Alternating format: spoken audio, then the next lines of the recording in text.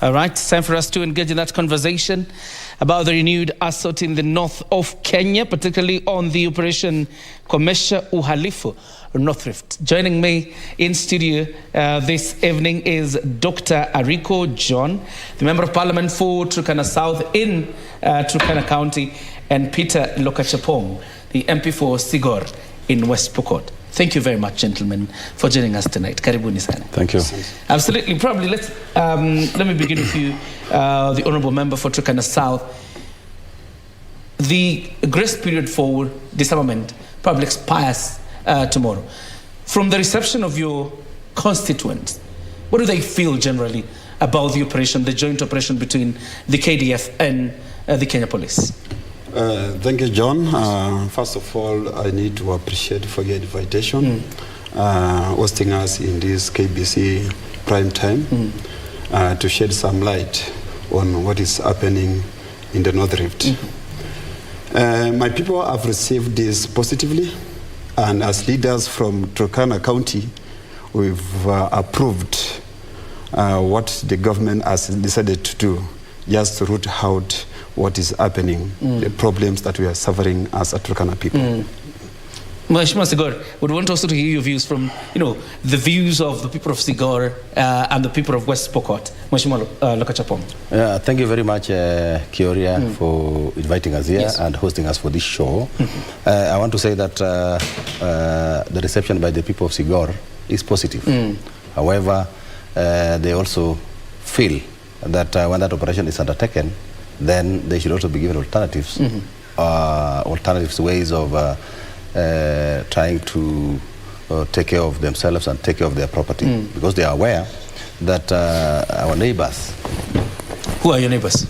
Our neighbors, we have Ariko and the team, that is the Turkana. You mean Turkana? We have the Marakwet, they are also our neighbors, and those are our immediate neighbors.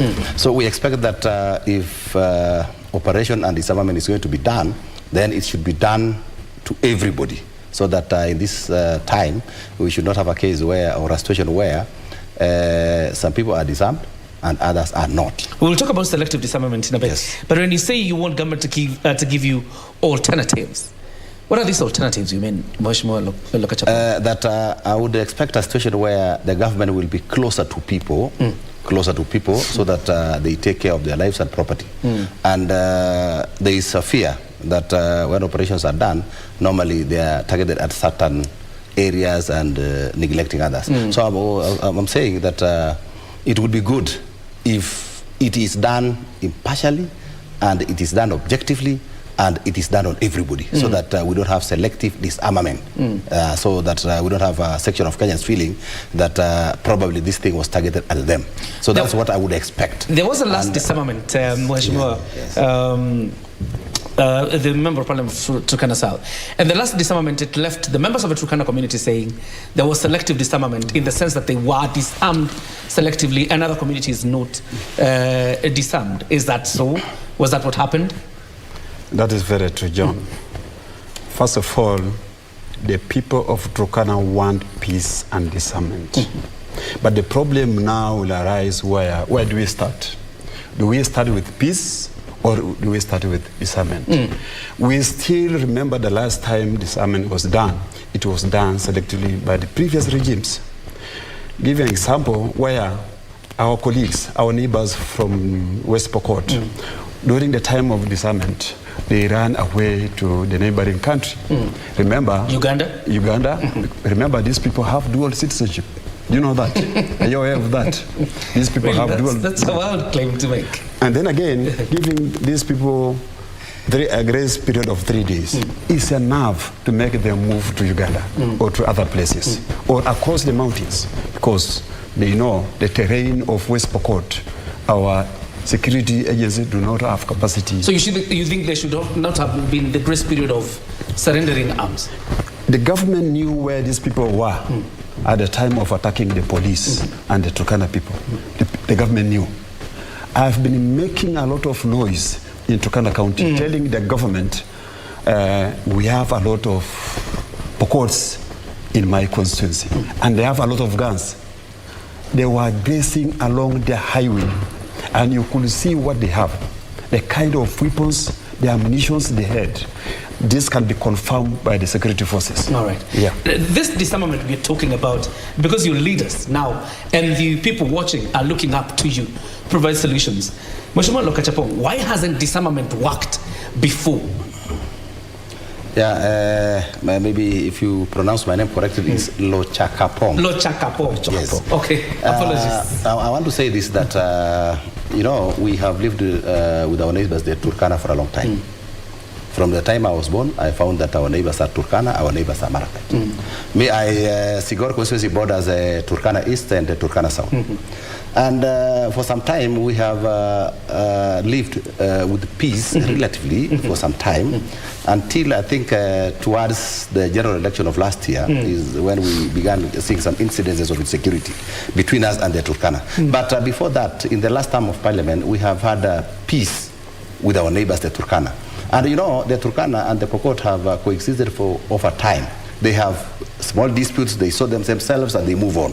So I want to say that, just for the record, that during the last term of parliament, in Kainok, in Lokechar, in Kakong, in Kalemu Orog, we used to go there as people from West Pokot, as people from Sigor, and there was no issue.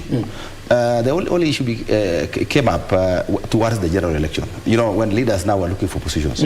Now that's when that insecurity came out, and we started seeing a few elements trying to take advantage of that campaign period, and they caused some insecurity. So they tried to bring animosity between us and our neighbors, the Turkana, which we had finished that problem. Remember that time. But the insecurity problem along that area is not one you would trace to 2022. I'm saying, it has always existed. I am saying we had made efforts. You had made efforts. Yes, and those efforts bore fruit. So I was going to say now, with the leadership now, when my colleague came in, we would team up together and continue with the same peace that we had started.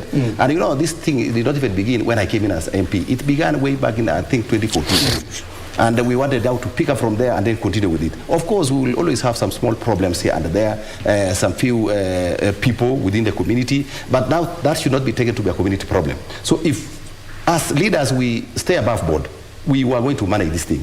And for a long time, and I think my colleague will bear witness with me, the Turkana and the Pokot have always graced together, until almost recently. And they always agree, because we have peace committees, they engage. When the Pokot moved to Turkana, they engage the peace committees there, they agree, you bring us a bull, we slaughter this one. We now get to how we are going to engage, how we are going to grace together in this case. Now there's a new dimension coming in. And I think that's not what is bringing problems, that we don't want to stay together. I remember the Turkana and the Pokot are pastoralists. And you see, for pastoralists, they will always move from one point to another.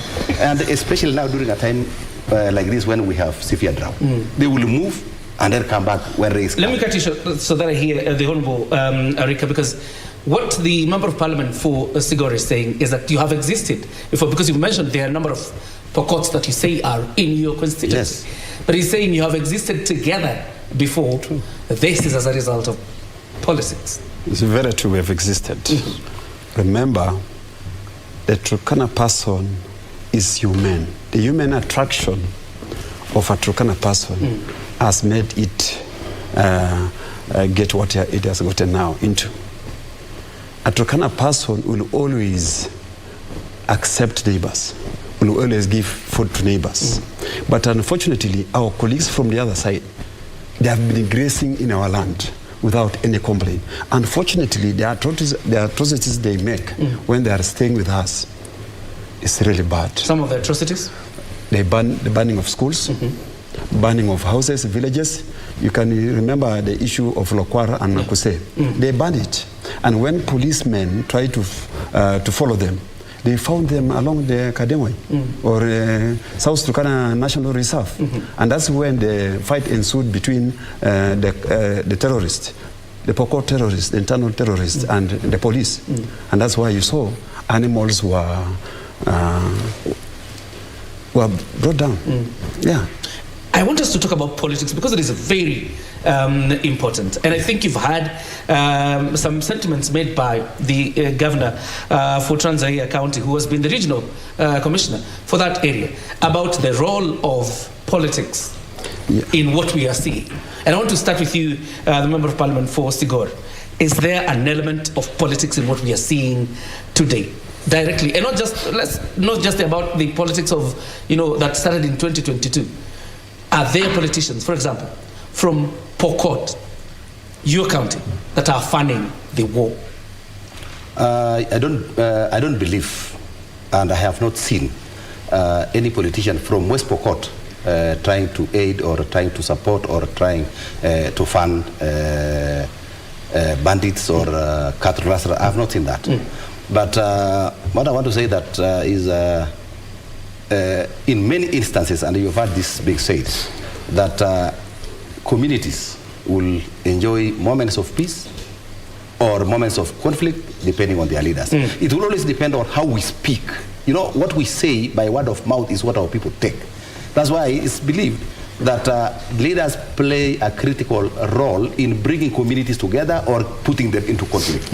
Like, for example, if we work together with my brother here, the MP for Turkana South, the community, Turkana and the Pokot see us working together. They will definitely pick something from there, and chances are we will enjoy moments of peace. But if I make a statement, a reckless statement about the Turkana, he makes about the Pokot, they will now say, since our leader is saying this, it looks like these guys are bad. So I wanted to call upon the leaders, and more so the elected leaders, right from the MCA to the governor. Let us not get the impression or the perception or the attitude that certain leaders are not for peace. It is from, and it will not make our communities to coexist peacefully. And there is no way we are going. We found ourselves there. They will continue to be our neighbors. The best thing to do is to come together, agree, and talk to our people on how we are going to work together for peace. I'm sure everybody, including the communities, will want peace. Do you know anybody from the Turkana side, a politician probably, that is suspect of funding the banditry? No, I don't know of anybody. There are statements put back and forth about the statements and sentiments made by leaders. And that is what communities speak. So if we can review some of the things that they have said, then probably from there you can analyze. You can do an analysis and now know that probably this could be some of the statements that are causing problems. All right. Yeah. Mheshimiwa, probably from your side, do you know of any politician that is funding the banditry, all these skirmishes we're seeing in the north of Kenya from the Turkana community? The emerging trend of insecurity is politically motivated. Politically motivated. The emerging trend of insecurity in Turkana is politically motivated. By?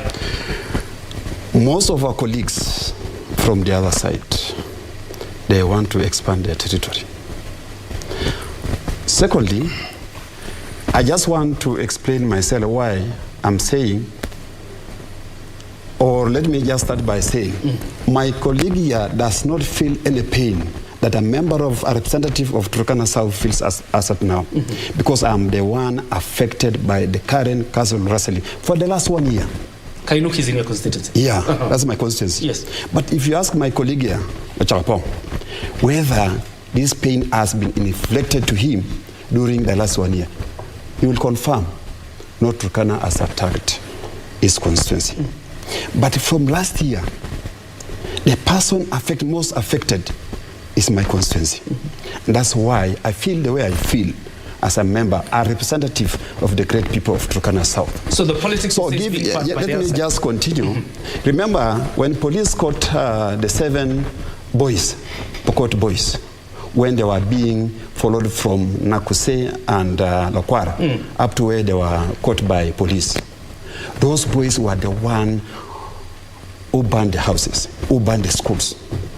They were caught by police, they were taken to the court. When they were taken to Lokicher, law courts, the leadership requested those boys to be transferred to Transoya, that is Kitale.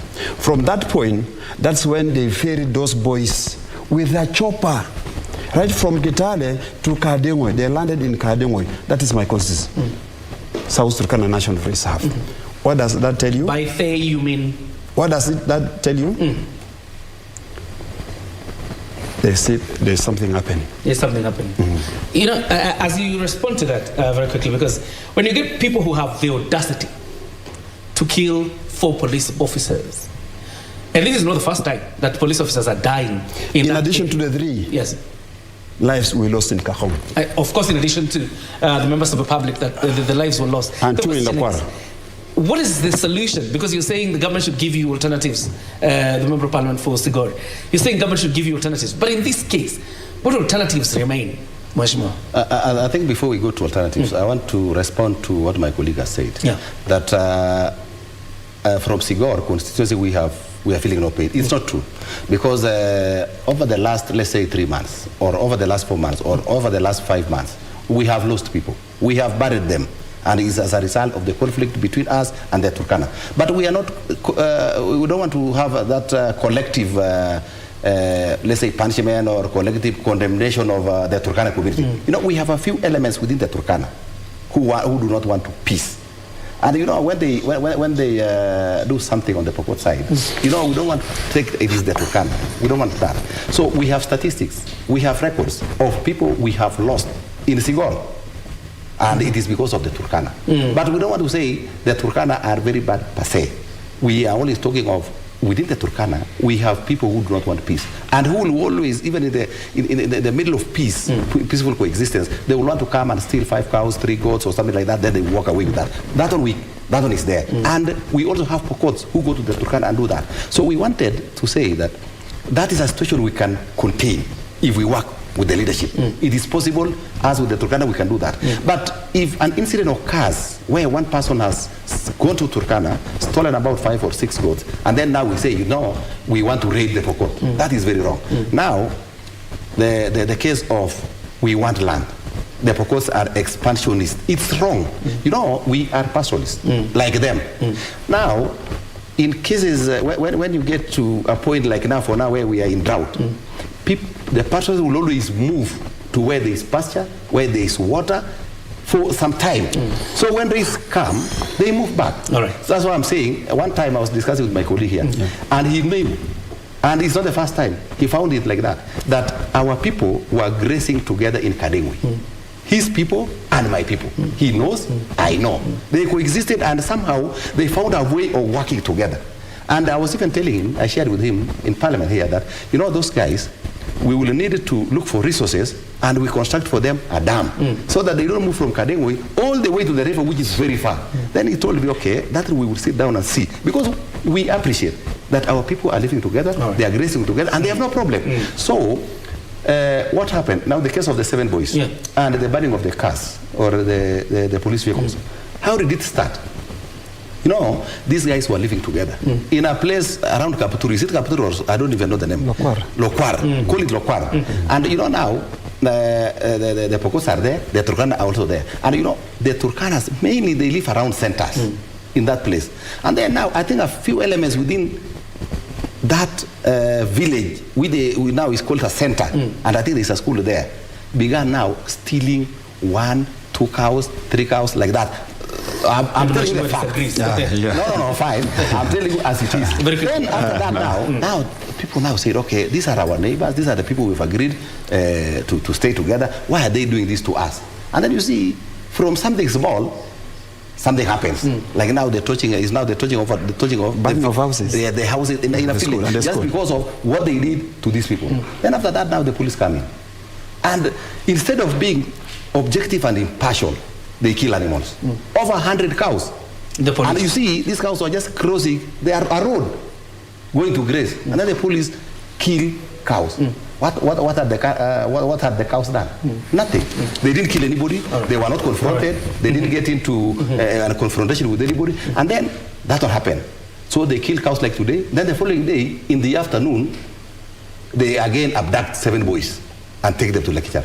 It's an abduction. It is not the same time where these cows were killed. It was not an engagement. All right. That is the reality. Let me hear the response to Mheshimiwa, before I ask the last question and then we wind up. Very quickly.